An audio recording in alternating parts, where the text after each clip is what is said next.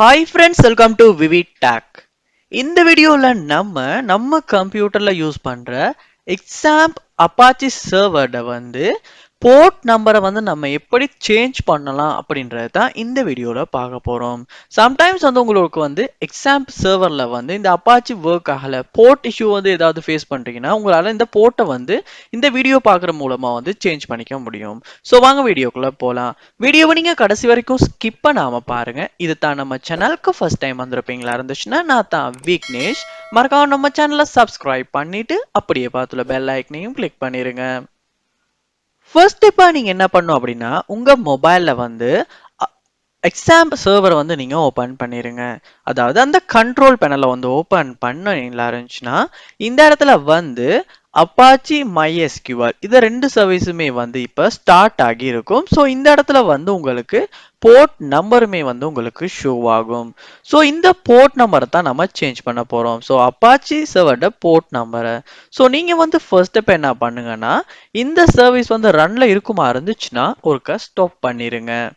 Stop பண்ணதுக்கு அப்புறமா so இப்போ ஸ்டாப் ஆகிட்டு ஸோ அதுக்கப்புறமா நீங்க என்ன பண்ணும் அப்படின்னா இந்த இடத்துலயே பாருங்க இந்த அப்பாச்சி அப்படின்றதுக்கு நேரா உங்களுக்கு கன்ஃபிக் அப்படின்ற ஒரு ஆப்ஷன் கொடுத்துருப்பாங்க. அந்த கன்ஃபிக் அப்படின்ற ஆப்ஷனை ரைட் கிளிக் பண்ணுங்க, இல்லாட்டி கிளிக் பண்ணுங்க. கிளிக் பண்ணும் போது இந்த மாதிரியான ஆப்ஷன்ஸ் உங்களுக்கு ஷோ ஆகும். இதுல நீங்க அப்பாச்சி http.config அந்த மாதிரி இருக்க ஒரு ஆப்ஷன் ஒன்று முதல்ல இருக்கும். ஸோ அதை நீங்க கிளிக் பண்ணுங்க. ஸோ கிளிக் பண்ணோன்னே இந்த மாதிரி நோட் பேட் ஒன்று தான் ஓப்பன் ஆகும். ஸோ இதுல ரொம்பவுமே கவனமா நீங்க கீழே ஸ்க்ரோல் பண்ணுவீங்களா இருந்துச்சுன்னா உங்களுக்கு இந்த மாதிரி நிறைய விஷயங்கள் இருக்கும். ஸோ இதுல பாருங்க இந்த மாதிரி லிசன் அப்படின்னு கொடுத்து இந்த மாதிரி ஒரு ஐபி அட்ரஸ் மாதிரி ஒரு நம்பரும் லிசன் அப்படின்ற ஒரு நம்பரும் கொடுத்துருப்பாங்க. ஸோ இதுல தான் நம்ம போர்ட் நம்பரை சேஞ்ச் பண்ணும். ஸோ இப்போ 8080 அப்படின்னு தான் இருக்கு. ஸோ நீங்களுமே சேஞ்ச் பண்ணிடலாம்.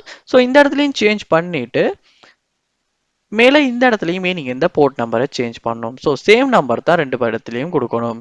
ஸோ கொடுத்ததுக்கு அப்புறமா நீங்கள் சேவ் பண்ணிட்டு அதாவது கண்ட்ரோல் எஸ்ஸை கிளிக் பண்ணி உங்களால் சேவ் பண்ண முடியும், இல்லாட்டி ஃபைல் அப்படின்றத கிளிக் பண்ணியுமே உங்களால் சேவ் பண்ணிட முடியும். பண்ணினதுக்கு அப்புறமா இந்த விண்டோவை க்ளோஸ் பண்ணிட்டு திரும்ப நீங்கள் என்ன பண்ணுங்கன்னா இந்த ஸ்டாப் பண்ண சர்வீஸை திரும்ப நீங்கள் ஸ்டார்ட் பண்ணணும்.